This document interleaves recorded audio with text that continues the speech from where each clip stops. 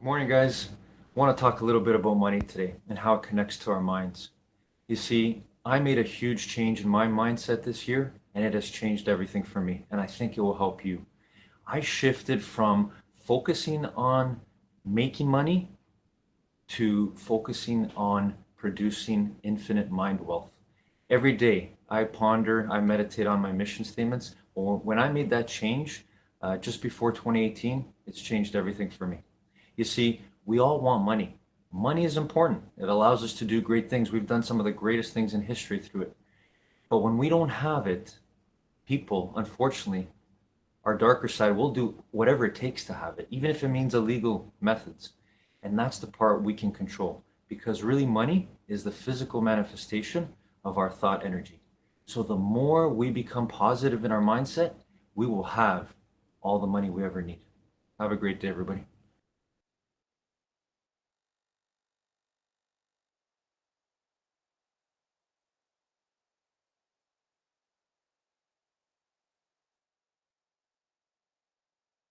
And shine, it's espresso time. Hey, it's Evan Carmichael, and successful people don't wake up and go, yes, another day, I'm gonna crush it. No, they wake up just like you and I. The difference is they have habits and routines, like watching one of these videos, that set them up for success. So let's start your day off right together. Grab your coffee, know that I believe in you. And in celebration of my recent one-on-one with Marie Forleo, enjoy this shot of espresso from our vault. I wake up every morning. Espresso keep me going. I wake up every morning. Bronnie was a palliative nurse who sat by the bedsides of the terminally ill for years, and she discovered that the number one most common regret of folks who were on their deathbed was this: I wish I'd had the courage to live a life true to myself, not the life others expected of me.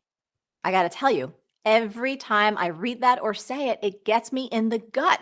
It's one of those truths that I think is worth revisiting to make sure that we're really living the life that we want to live, not the life others expect of us. So the cue I want you to aid today actually has 3 parts.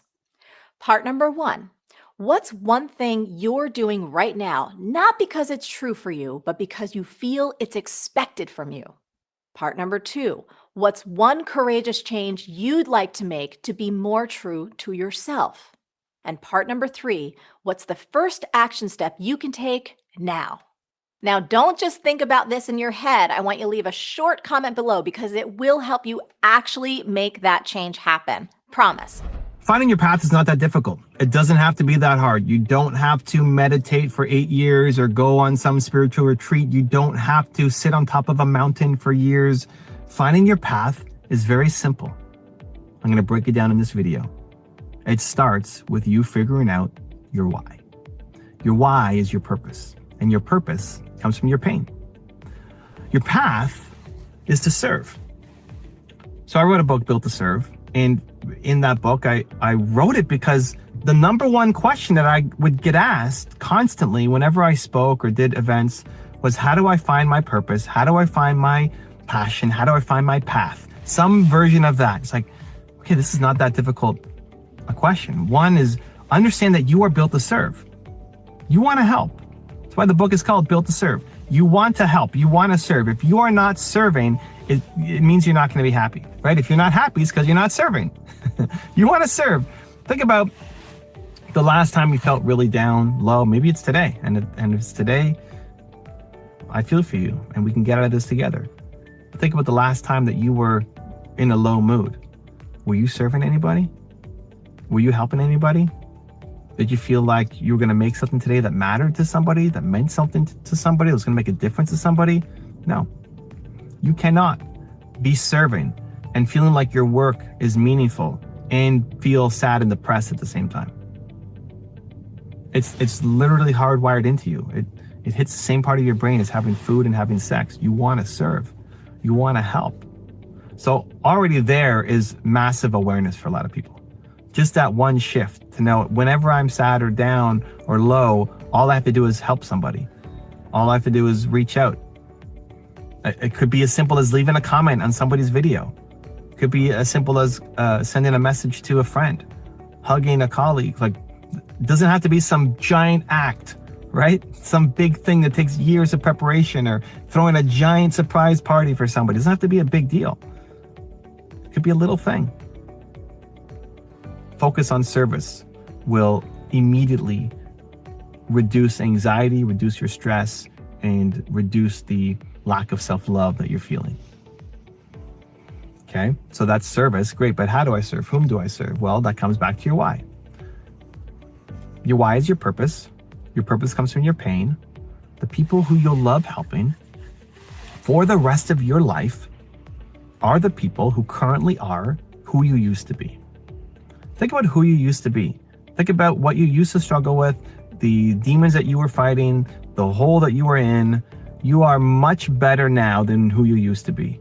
Think about your most painful moment. Not physical pain of breaking, I broke my neck in 2 spots. That was my most physical pain. But not that, emotional pain. When did you feel the most worthless? When did you feel the most worthless as a human being? When was that for you? And then recognize that there are millions of people right now who are struggling with the same thing. They feel worthless. They feel the same worthlessness that you felt. They're struggling with the exact same thing that you struggled with. Right now, they're in the depths of it. You've come out. You're not where you want to be. You still got a lot of growth left. You still want to improve. You still want to do a lot more, but you're way better off compared to who you used to be. And sometimes it helps to just think about who you were 10 years ago, 5 years ago, or maybe you already know the moment in your life that was the worst for you. There are millions of people who are suffering with that same thing right now. Your path is to help them. Your path is to show them hope. Your path is to give them the strategies to get out. Because a lot of them, they're so low, they're so negative, they're so hopeless that they won't listen to an Evan Carmichael or Marie Forleo or Tony Robbins. Former you didn't want to listen to an Evan Carmichael? God, that guy, I don't want to listen to that guy. Motivational self-help BS. He doesn't understand me. But you know what? They'll listen to you. They'll listen to you because you are one of them. Because you know exactly what they're dealing with, exactly what they're going through, and exactly how to get out of it. Because you tried a million different things. How many things did you try to get out of the hole that you were in? How many things? How many times did you try? How many times did you get up and fail and get back up and fail and then try a new thing that was supposed to be the answer and then fail, didn't work again, and almost give up and almost give up and almost give up. And then you finally found something, one thing that maybe didn't even seem like a big thing, and it worked. Like, holy cow, this is working. I'm getting momentum. I'm starting to change and starting to see results. And now you're here. Congratulations. You made it. You are an impossibility. right? You being here is impossible to former you. You 10 years ago looked to where you are right now. It's like, that's not possible. I won't be there. I can't do that. It's an impossibility. But you did it. And so that's your job, is to go back and show all the people who currently are who you used to be that it is possible, that they can do it, that you're just like them, that you were them, that you might have struggled, suffered, struffled. Is that a combination? Struggled and suffered is struffled? You struffled. Worse than them. Worse than them. And yet here you are. You made it. Helping somebody who currently is who you used to be, that's the game. That's the juice. That'll fill you up for the rest of your life. We know we love to serve, so I'm here at a Costco, right? I mean, Nina's shopping inside, doing some weekly errands, and if I were to hold the door for somebody or help them push the cart or unload their groceries, I feel great in the moment. It's a good little act of kindness, and that's great. That's an easy way to lift yourself out of whatever low spirits you're in.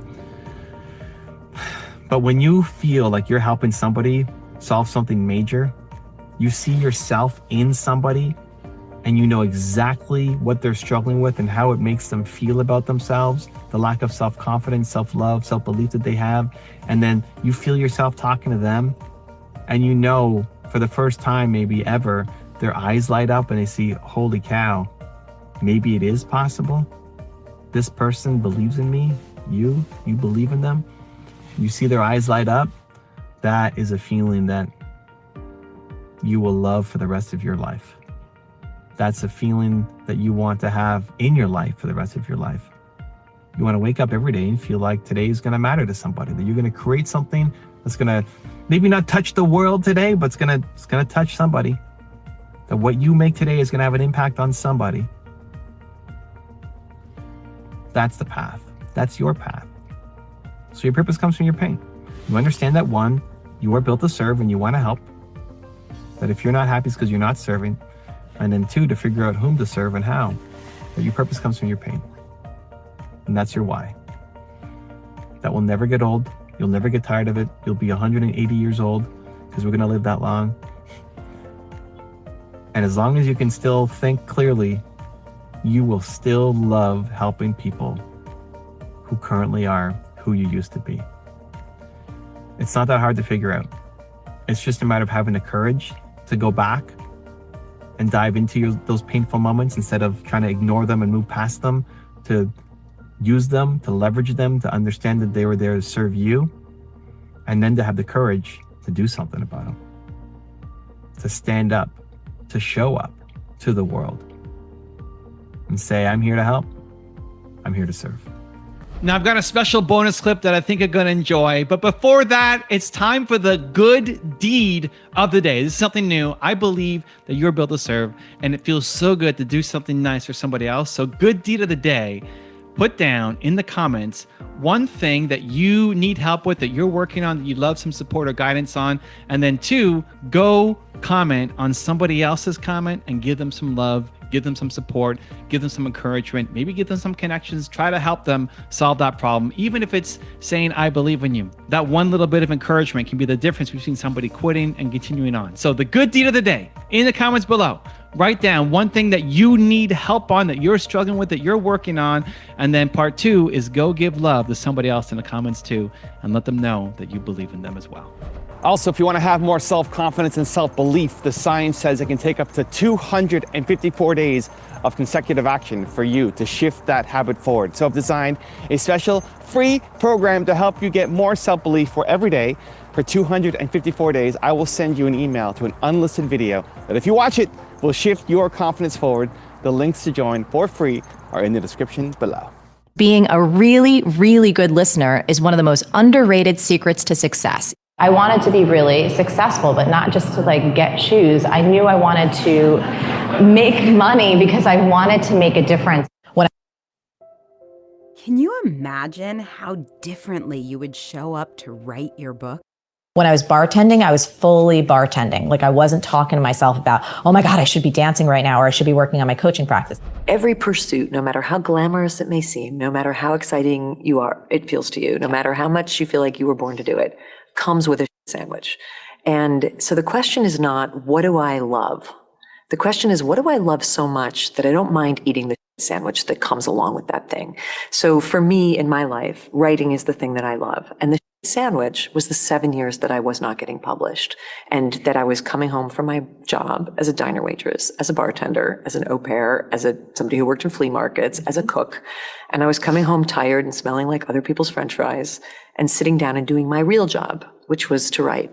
And then to go to the mailbox the next day and get another rejection letter.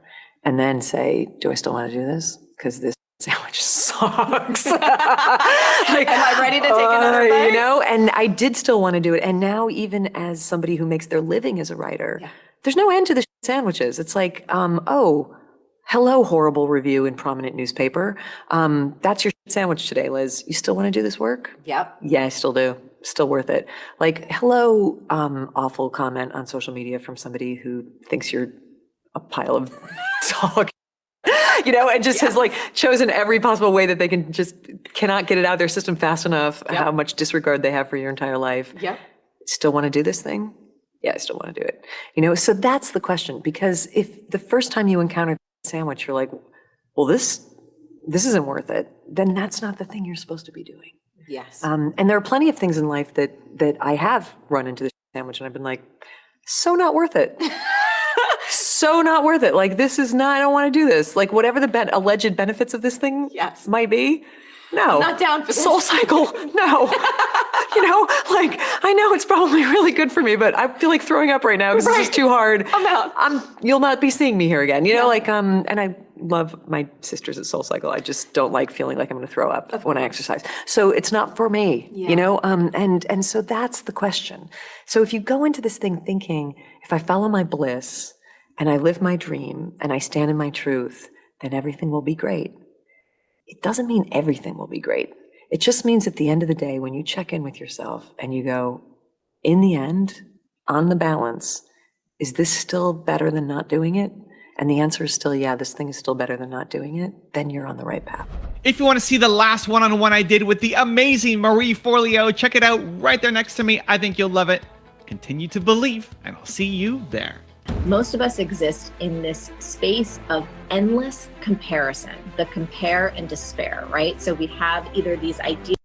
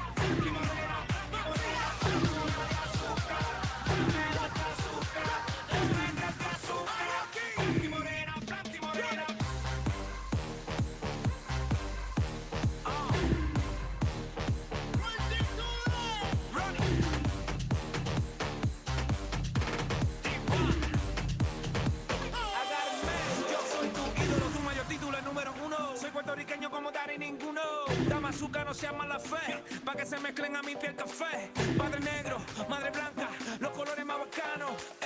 Por eso es que veo a todo el mundo como un hermano. Yeah. Se buscan voluntarias para darle al party, paria. Por el área, se buscan voluntarias para darle al party, paria. Una de azúcar, me dos de azúcar, me tres de azúcar.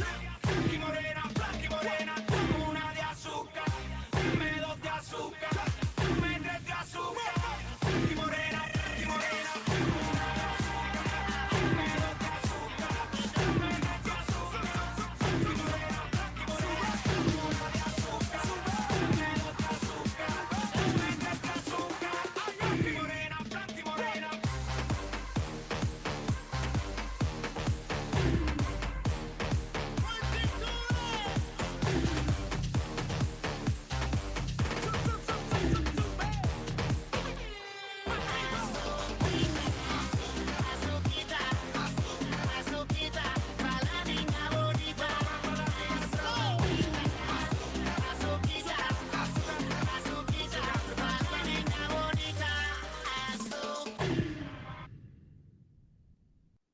Harry Potter and the Cursed Child arrives in Toronto next June.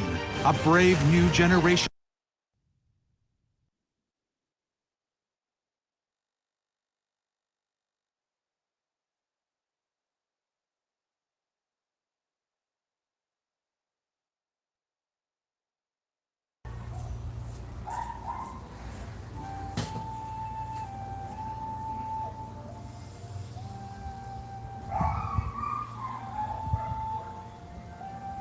Feel the power of you controlling your breathing right now.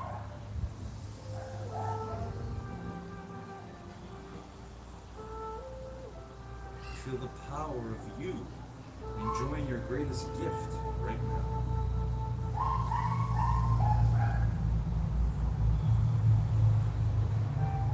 That's you. That's your presence. That's your greatest power. Your power to determine to stay in the present, in the now, and be your true great being that you are. No matter what. In this present moment, everything is here you need right now.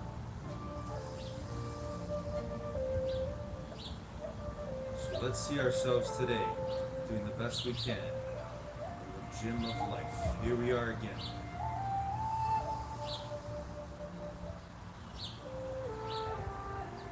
Controlling our minds.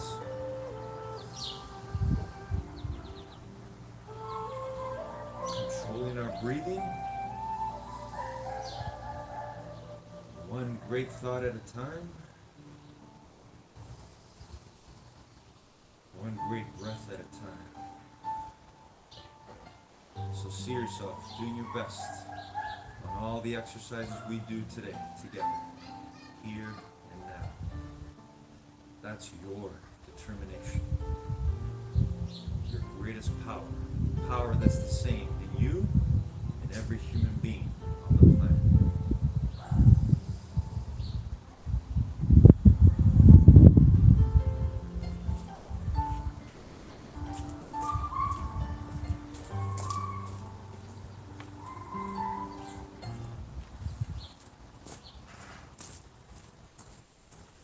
Good morning, determination.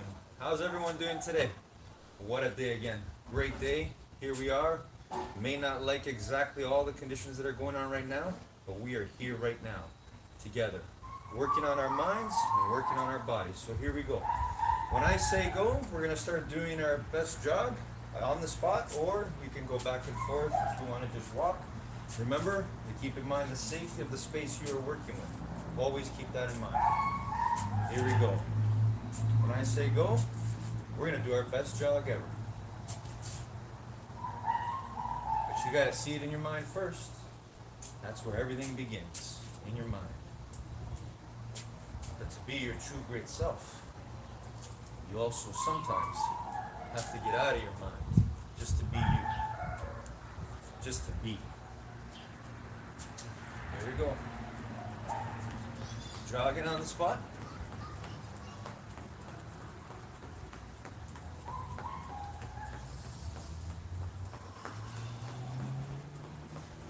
Again, feel the control of you.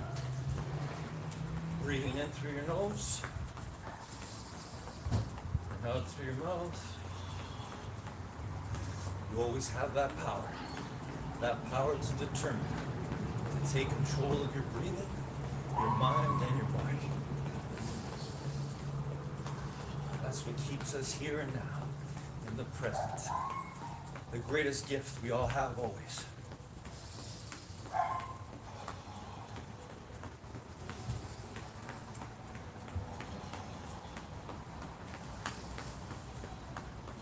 Almost there. Keep going. Determination. Keep going.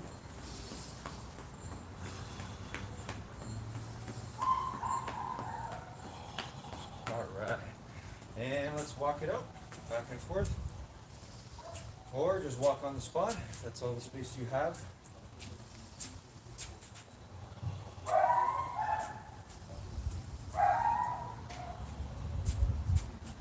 All right, everyone. Let's start off with our shoulder rolls. Here we go. 10 shoulder rolls forward.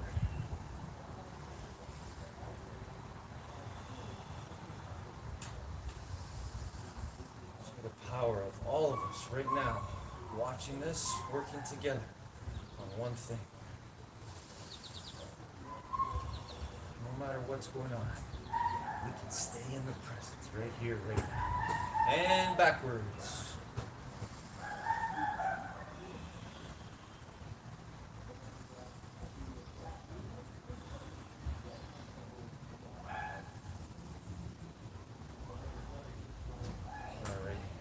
Let's do arm circles forward. Here we go, arm circles forward.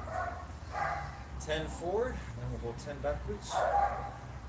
Again, feel the power of you enjoying moving your body, being free to move through space. And backwards.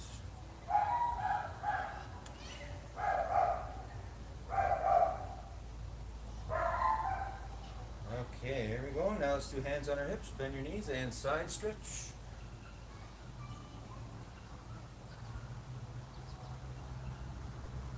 All right, and let's twist our body now. So 5 on each side. Keep your feet flat on the floor. All right, excellent. Okay, let's do 5 push-ups together. Our best 5 push-ups. Here we go. If you gotta keep your knees down on the ground, that's fine. Let's do the best we can. All right, let's do 5 sit-ups.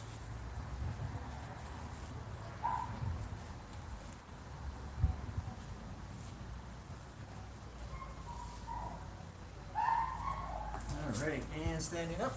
And let's do 5 squats. Our best 5 squats ever.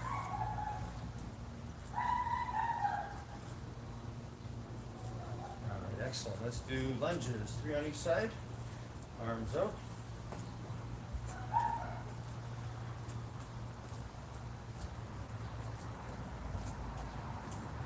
Excellent. All right.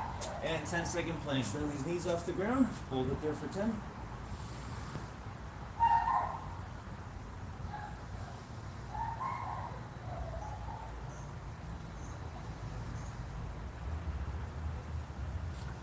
Good work, everyone, and stand up and reach for the sky or the ceiling on your toes, depending on where you are. Feel the joy of reaching. If you lose your balance, get back up again. Never give up, no matter what.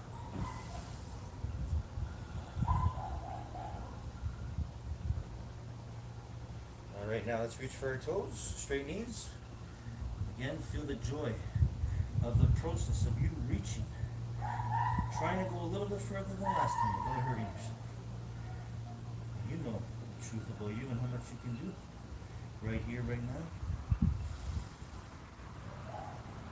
Okay, and come on up again. Let's balance. Grab one leg. Find that balance.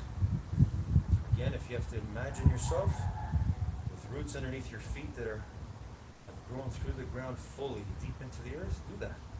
If that helps you. And And switch. Notice the power of all of us right now. Controlling our minds, to control our bodies, to control our breathing, and to control our balance. Alright, and now let's hug our knee. Here we go. Bend the other one if you have to. Find that balance point and pull the knee up. Hug your knee, give it a good hug.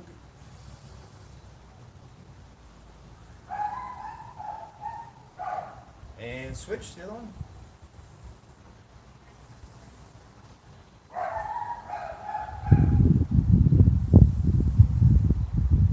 Feel the joy of you finding your balance in this moment right now. It's the same way you can do it in anything in life. Alright, okay, and let's sit down and reach for our toes, straight knees. There we go. And feel the gift of you. Trying to be your best. The best you.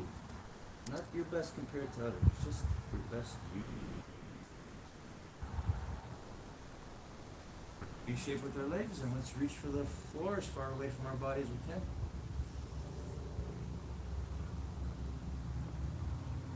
Again, enjoy the process. Enjoy the reaching. You'll never get to an end point. There is no end point. You're infinite. Reach for one to the other side. Knees straight. We gotta learn to love the process of everything we're doing. That's what will always keep us mind healthy, more importantly, mind wealthy. And switch. Mind wealthy meaning that we choose courage, we choose determination over fear, over giving up. Okay, and let's bring our feet together and gently push our knees down with our elbows. Hold it there for 10 seconds. Always remember your breathing.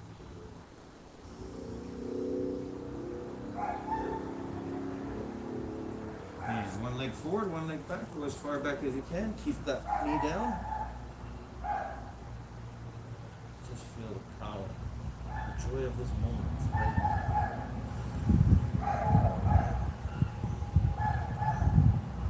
This is how we win. One moment at a time. And switch. Always win if we control our minds. We don't let our minds control us. That's not the way it's supposed to be. We are infinitely intelligent. We control our minds. Alright, and let's roll onto our bellies. Push the floor and look up at the ceiling. Or the sky, wherever you are. Ready? Here we go.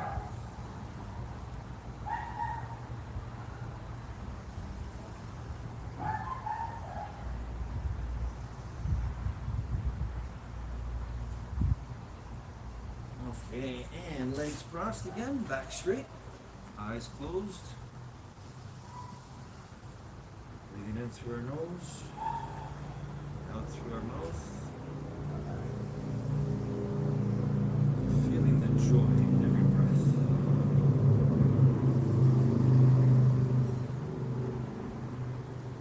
Now, let's see in our mind today the vision we want to create for our best exercises. For me today, I'm going to see myself doing my best on each of the 2 songs I choose on one exercise each. So I'm going to see in my mind myself holding the lunge position for each leg as long as possible, hopefully for the duration of the first song. And then for the second song, I'm going to see myself holding a V sit-up position as long as I can. You don't have to choose those exercises. You may if you want. But you can see in your mind right now, whatever exercise you love doing, as long as you're doing it safely. You can dance, you can jump, you can do jumping jacks, lunges, squats, whatever your heart desires right now. As long as you stay safe. You know how to stay safe. You're made of rules, truth, principles that are designed to keep you safe, happy, successful, and free and peaceful all the time. It's a matter of wanting. You gotta want to be safe, healthy, and happy. You gotta want it so bad. As bad as you want it.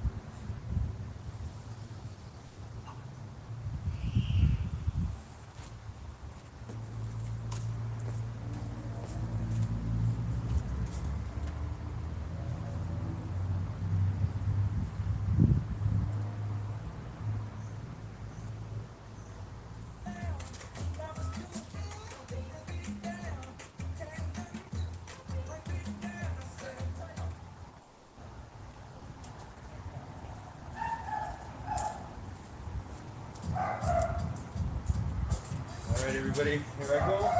My best to hold the lunge position on each leg. What about you? What are you going to do? Whatever you do, remember, your happiness is dependent on you doing your best on whatever it is you're doing. So here we go.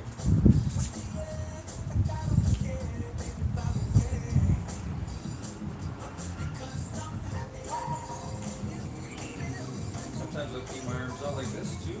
Sometimes I'll put them out this way. Sometimes I'll bring them up. Slowly bring them back down. Just enjoying the pleasure of my body. This is pure happiness for me.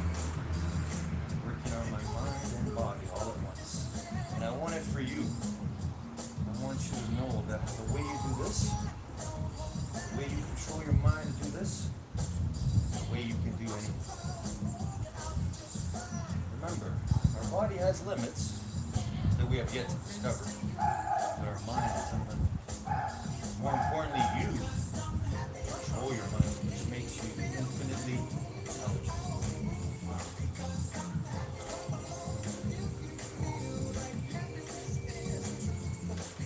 Happiness is it.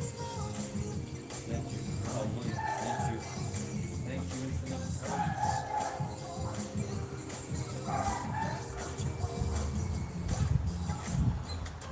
So that space between what you choose to do when that pain, discomfort sets in.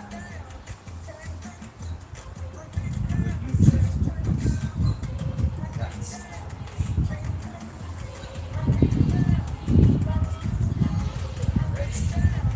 The other leg now.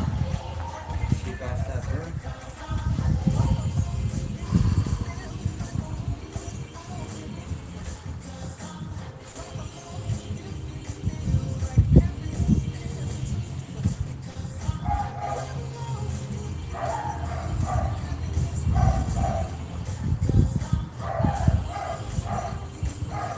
Wherever you are, you are fully enjoying the moment right now. Your happiness is always up to you.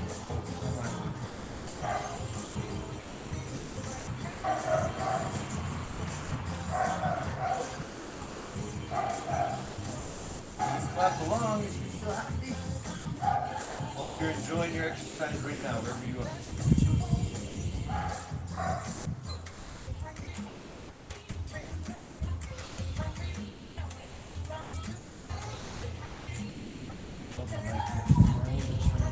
Good morning. My legs are shaking. I'm uncomfortable. I get to choose what's next.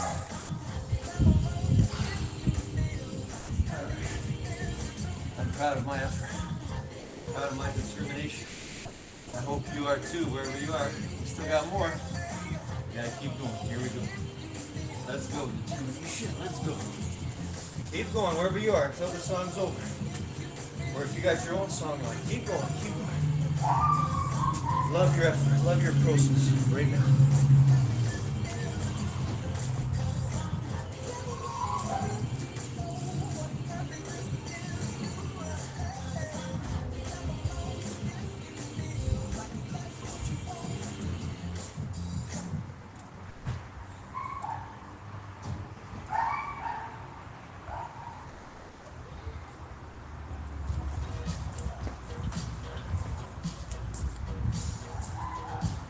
Alright, next one for me is holding my feet sit-up position. Even if I let go, I'm gonna get back up for the full duration of the song. Whatever you're doing, enjoy it fully. Follow your heart and soul. Here we go.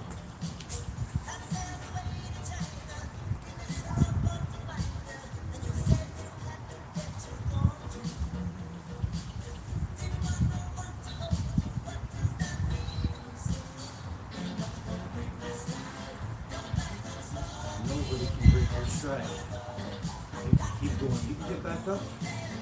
Keep going, getting better all the time. Even if your body slows you down. Remember, those limits, we're always discovering, always.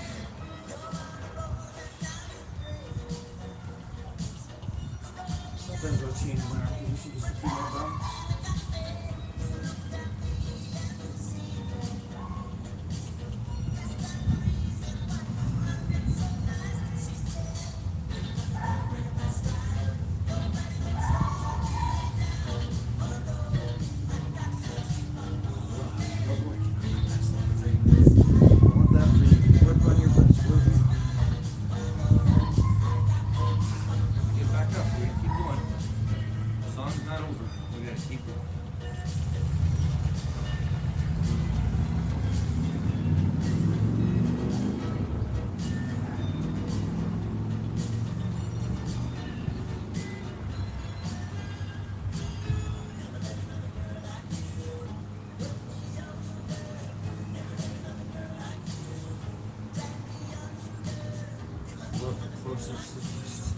Constantly pushing a little bit more. Do it again. Still going. We got music in us. Bring out our music over here. Keep pushing. Keep striving. Keep going to find and be your true great self-force. Your power of determination. No matter what. Destined to bring yourself up.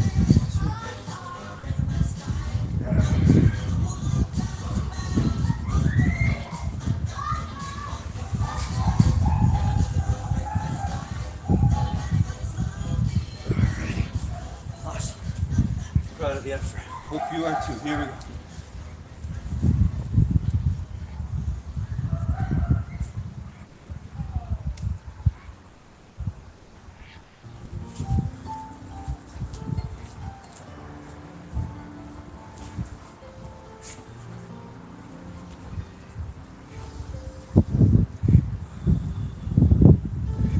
We end. Well, quote unquote, we never really end. We now focus on our breathing. Back straight, eyes closed, legs crossed.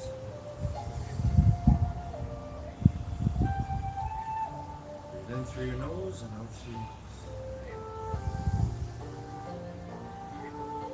Feel that power that you're using to control your breathing.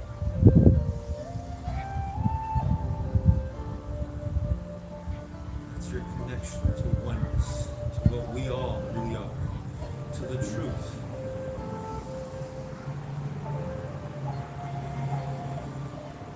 The ultimate truth.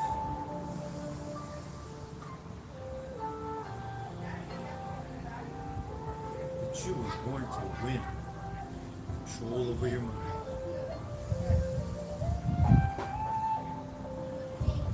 That when we all do that, we find out the truth of who we all really are. Infinitely intelligent beings, powerful beyond measure. With the power of all knowing right here, right now, this moment. You're already made of all knowing of the universe. You're made of that same stuff.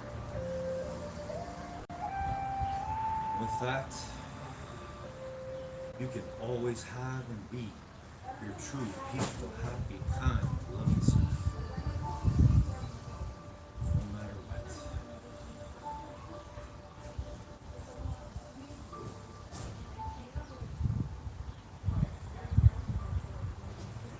So reflect back on your effort today. Always remember that if you gave your best in whatever you were doing, that you can do it now, you can do it forever. That's what makes you a winner. Willing to be happy, peaceful, to be mind healthy and wealthy, always. No matter what's going on outside your mind, no matter what anybody or anything suggests about you,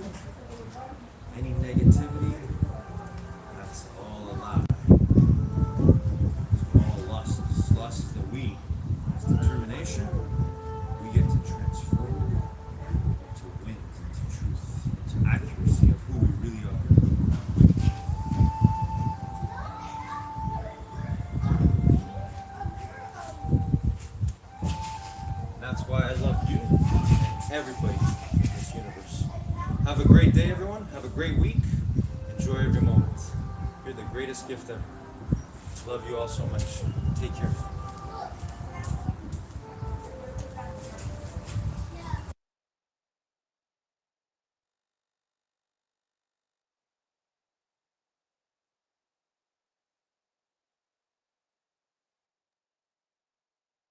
Motivation? What's your top 10 with Believe Nation? Top 10, I got a top 10. Got my motivation high for my top 10. Gotta learn from the wise women and men. All my life, like na na na. For my top 10, top 10, top 10, na na na. This one's for my top 10. Hey, it's Evan Carmichael, and I make these videos because you are probably the most ambitious person in your circle, but you know you're capable of more, and you get that push by surrounding yourself with the best. So today, let's learn from one of the best, Jordan Peterson, and my take on his top 50 rules for success. Enjoy. I made a decision when the computers started to become omnipresent, and so that would have been about 1993, that I was going to spend a year, and that was the first year that I was teaching in Boston, pretty much doing nothing but figuring out how Intel 486s worked. And it meant there was a lot of other things that I had to put on hold, but I did become a competent computer user, and I'm pretty fast. But you know, my son, it's just annoying as hell to watch him on the computer and on the phone, because, and my graduate students as well, because they're so much faster than me that it's not even funny, and I'm not really accustomed to being slower than someone else in the room. And so, you know, if I had children now, the one thing I would bloody well make sure that they knew was how to use a computer, how to program, man. Because if you're smart and you can use a computer, you are so much smarter than you are if you're just smart that it's not even funny. You know, and you talk to people, you see this in Silicon Valley all the time, you talk to people who are expert computer users, they are so bloody powerful, it is just beyond belief. So, and that's going to do nothing but expand, right? Because Moore's law is not dead, and computers are doubling in power every 18 months, and who the hell knows where that's going to go. I don't know what percentage of human effort is spent in counterproductive activity. You know, I'm not an absolute cynic about that, but I mean, when I talk to undergraduates, I ask them, you know, how much time do you waste every day by your own reckoning? And it's somewhere between 5 and 8 hours. You know, it's a lot of time. Well, I usually walk the students through an economic analysis of that. I said, well, you know, why don't you value your time at $50 an hour and calculate for yourself just exactly what you're doing to your future by your inability to discipline yourself. It's worth thinking through. In any case, people do waste a lot of time, and they also act counterproductively a lot of the time. The other thing you should do if you're not very industrious is discipline yourself. And so what do you do with that? Eat 3 times a day at regular meal times. That's a good thing to practice, because that starts to put some stability into your life. Get up at the same time. I would highly recommend all those young people out there who are listening, like, you want to get a jump on life, get the hell out of bed in the morning. You know, as I've got older, I've got up earlier and earlier. Now that's partly because you don't need as much sleep, but it's also partly because I've got more and more disciplined. Like, get up early in the morning and get your things done. Man, learn to get up at 6 in the morning and you'll be one deadly creature, especially if you can get to work. You'll have half your damn day done by the time other people haul their sorry asses out of bed. And so that's a massive, massive advantage. Look, Warren Farrell, not the comedian, Warren Farrell, the author, he outlined data in Why Men Earn More, which is a book I would recommend, by the way, showing that if you work 13% longer hours, you make 40% more money. It's nonlinear. So you think, why is that? Well, imagine you had 10 employees and one of them works an extra 10%. It's not much. Well, how often is that person going to be promoted, assuming you have a clue as a boss? It's like you're going to look at the 10 people and you're going to think, oh, that guy's always here like 45 minutes early. It's like, why don't we give him the promotion? Obviously, right? So these small edges that you can manage like that, work an extra 10% or extra 13%, have non-proportional payoffs. That's part of the Pareto distribution. So Get your sleep cycle organized so you get up in the morning. Learn how to do it. No excuses. I'm too tired in the morning. I don't like mornings. Who cares? That's not relevant. It's like discipline yourself so you can manage it. Schedule your meals, because that's a good disciplinary routine. And then learn to use a calendar, like Google Calendar. Most of you, many of you out there, do not use a calendar. Okay, a calendar is not a prison, and it's not a tyrant. Not if you use it properly. A calendar keeps anxiety at bay. It makes sure that you do what you need to do, which is important, because otherwise you fall behind. But if you use it properly, it's also helps you plan what you want to do. So I could say, well, lay out your damn calendar and design the days you would like to have. That's what your calendar is for. So you can put in all sorts of things in there you want to do, and that would be good for you. And that's a really good way to start being more industrious. Make a plan. You need a plan for 3 years. You need a plan for the next year. You need a plan for the next 6 months. You need a plan for the next 3 months. You need a plan for the week. You need a plan for the day. You need a plan for the hour. All of that. I make lists constantly of what I have to do. And they're like daily, weekly, monthly, yearly. Right now, I can't look out more than about 6 months, because my life is too complicated and chaotic. But you need a vision of who you could be, what character you could have. 3 to 5 years out, you can't go much farther than that because life is too unpredictable, I think, to make vision that's longer term than that subject to,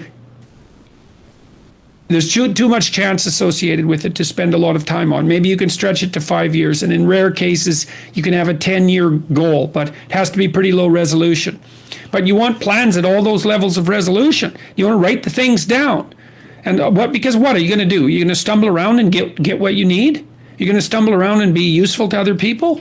And it's useful to be useful to other people, They want to work with you then. They want to do things with you. They want to have you around. They trust you. They open up opportunities for you. And if you stumble around like you're blind, you're not going to get anywhere. And then you're going to suffer. And then you're going to be bitter. And then you're going to be cruel. So that's hell. That's a bad outcome. Before you can be a painter who can paint what's beyond mere memory, you have to inculcate that discipline skill. And a lot of that is painful repetition and hard grinding work. It's the sacrifice of the present for the future. But once you manage that, then things open up. And virtually everything you learn of value is like that's very, very, very difficult to learn to write. And there's arbitrary rules that you have to follow and bind yourself to. And while you're learning those rules, the probability that you have any creative freedom to speak of or any facility with the rules is very low. You're a rank beginner. And even to some degree, whatever creativity you have is going to have to be stifled while you're passing through that keyhole.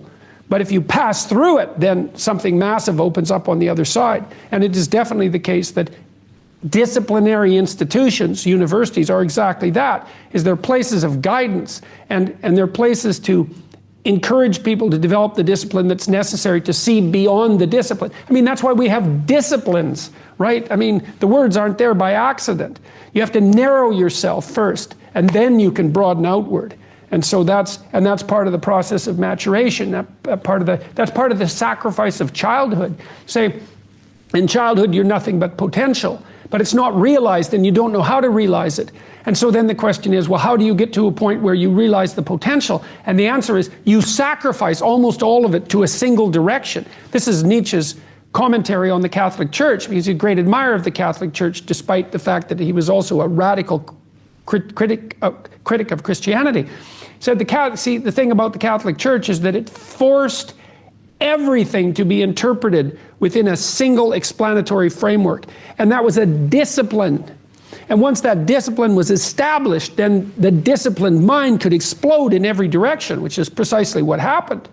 And so, and that's the thing about growing up, is that when you're a teenager and a young adult, you have to sacrifice everything you could have been as a child to be the one thing that you're aiming at.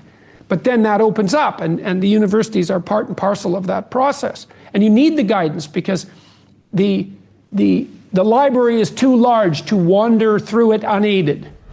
Also, to make sure you're actually taking action after watching this video, I've designed a special free worksheet just for this video. The worksheet will highlight all of the lessons learned in this video, as well as pull out our 3 favorite learnings and quotes that will inspire you to actually do something. The worksheet will also give you space to write down what your key takeaways are and your specific plan of action to make sure you're getting results. If you want the worksheet designed specifically for this video, absolutely for free, there's a link in the description below. Go click on it and start building the momentum in your life and your business. I'll see you there. If you don't have a goal, a transcendent goal, say, something that's beyond you, then you don't have any positive emotion. And that's not good because you have plenty of negative emotion. And that's the problem with fundamental claims of meaninglessness too in life, that it's the philosophical error that's made by nihilists, let's say, who say, well, life is meaningless. It's like, well, if you're a nihilist, genuinely, you've lost all hope. Your life isn't meaningless, it's just unbearably miserable. And that's a form of meaning. You know, that suffering is a form of meaning. And you can try to argue yourself out of that with your nihilistic rationalizations, but that is not going to work. You need a transcendent goal in order to withstand the slings and arrows of outrageous fortune. One of the things that distinguishes my work, say, from the work of someone like Ayn Rand is that I make the case continually that there's no such thing as atomized individuality. And so, for example, if you're going to treat yourself properly, which you should, you have to treat yourself as an iterated process across time properly. So you today, you tomorrow, you next week, you next month, you when you're old. You're already a community if you're going to treat yourself properly. And if you treat yourself properly, you're going to take into account your family, and you're also going to take into account your community, all simultaneously. But the right place to start is with the things that are within your local control, and there's some humility in that. It certainly has nothing to do with instantaneous self-gratification or selfishness. Values aren't created, they're discovered. And they're discovered through a consultation with the parts of yourself that you're not conscious of, that you're not fully conscious of, that aren't articulated, that aren't fully articulated elements of your primary personality. You have to discover what your values are. And you're informed about that, well, partly by other people who will object if your values aren't appropriate, but certainly by a dialogue with yourself and with your conscience. That's a very important thing to know. It's part of the reason why I think that you need to tell the truth, because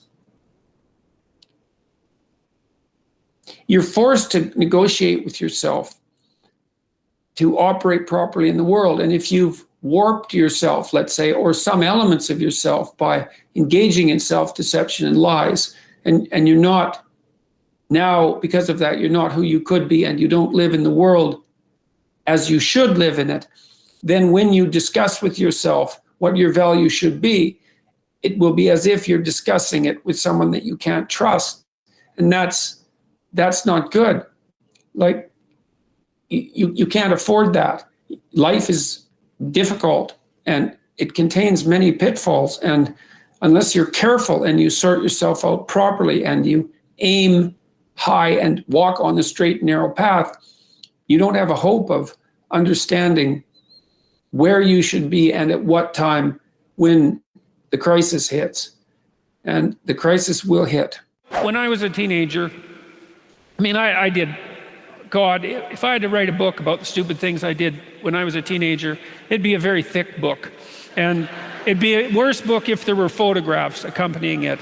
And, you know, but I had this advantage that young people today don't have, which was, well, when my day of stupidity was over, I could go home and it was not there.